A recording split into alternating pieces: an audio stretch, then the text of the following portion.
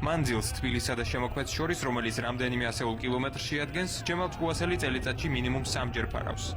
ერთი შეხედვით ისეთი უბრალო მოვლენა, როგორიც სოფელში სტუმრის ჩასვლა, თვალის დახამხამებაში გენიალური დრამატურგის პიესას ემსგავსება.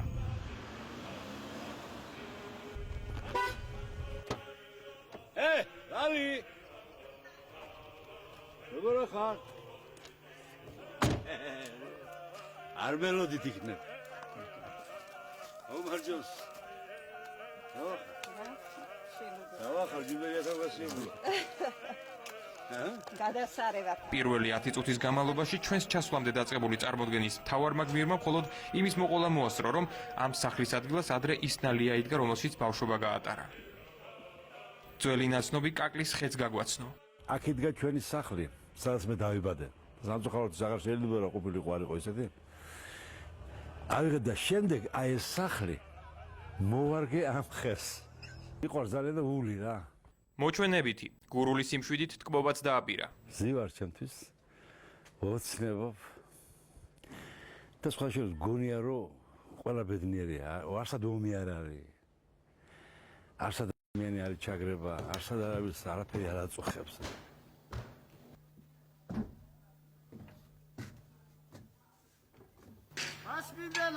და დაიწყო მეორე მოქმედებაც. მომზაინ ბატონო.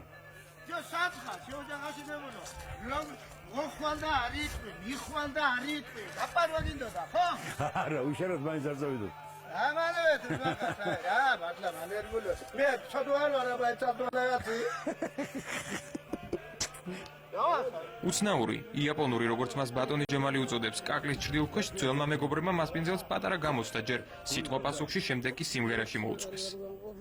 ეშმაგობა, მაგის იგი იყო რომ მიატია სიმღერა და ევიდა სცენას. არტისტი ვარ.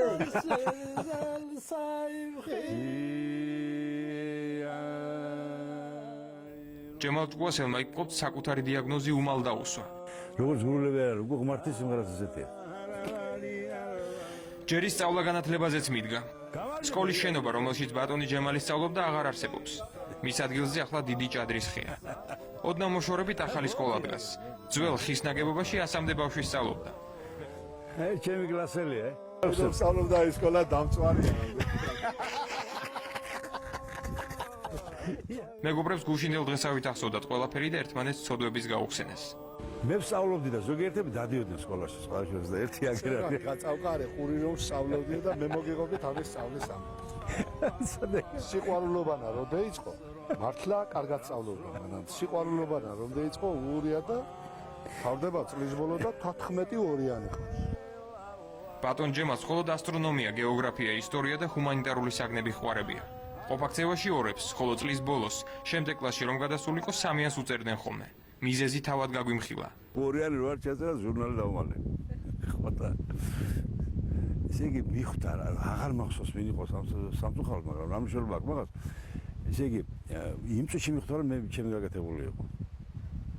ჭკუასელი მითხრა სპეციალურად ვიყიდი ჟურნალს. სადაც თავში შეხოხარ ბოლოში ისო ჭს მეხერე.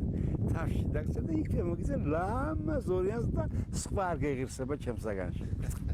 თუმცა ყოფილი მოწაფის ტელეეკრანზე გამოჩენა მის მიმართ დამოკიდებულებამ მთლიანად შეცვალა. ვაიმე ჯემალი გახსოვს ბიჭო რომ გადაკევიზე და გახსოვს რომ გასწავლე. კი მაგრამ რო ვერ ვისწავლე ვისი ბრალია მეთქი, მაგი არ ვიციო. სასკოლო თემას ეგრეთ წოდებული შატალო მოხვა. ამისთვის მდინარე ბჟუჟის ნაპირი არსებობდა, რომელსაც დრომ ასევე დაამჩნია თავისი კვალი. ბატონ ჯემალს მაღალი ხის ტოტიც გადახსოვდა, საიდანაც ჩამოვარდნილა და სერიოზულად დაშავებას სასწაულით გადაურჩა. ძალიან შემეშინდა და ცოტა ხანი ხილად უყურებდი ამ ხელს.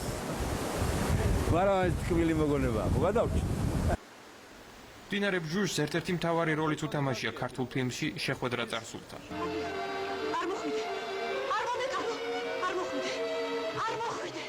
მასპინძელს ბავშვობის გახსენება შევთავაზეთ და მდინარისკენ მიუთითეთ. პასუხმაც არ დააყოვნა. კი გამიორეთ, მაგრამ ფიცრები არის ადმე. აქვე რომ შევკრათ.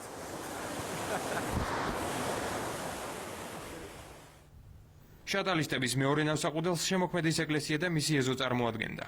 მე-12 საუკუნის ძეგლი ბოლშევიკებს და დანგრევას დუმბაძეებისა და გალოგრეების წყალობით გადაურჩა. აქვე ბატონი ჯემალის კერპი, ქართული ფოლკლორის ერთ-ერთი კორიფე. ვარლამ სიმონიშვილია დაკრძალული. ჯემალ ჭკუასელის მშობლები ამავე სოფლის სასაფლაოზე განისვენებენ. პირველად, რასაც თვალს მოქრავთ სახლში შესვლისას, სწორედ ამ სათნო მოხუცების სურათებია. მასპინძლებმა ეზოში გაშლილ სუფრას, როგორც იქნა ჭრილში მოუძებნეს ადგილი.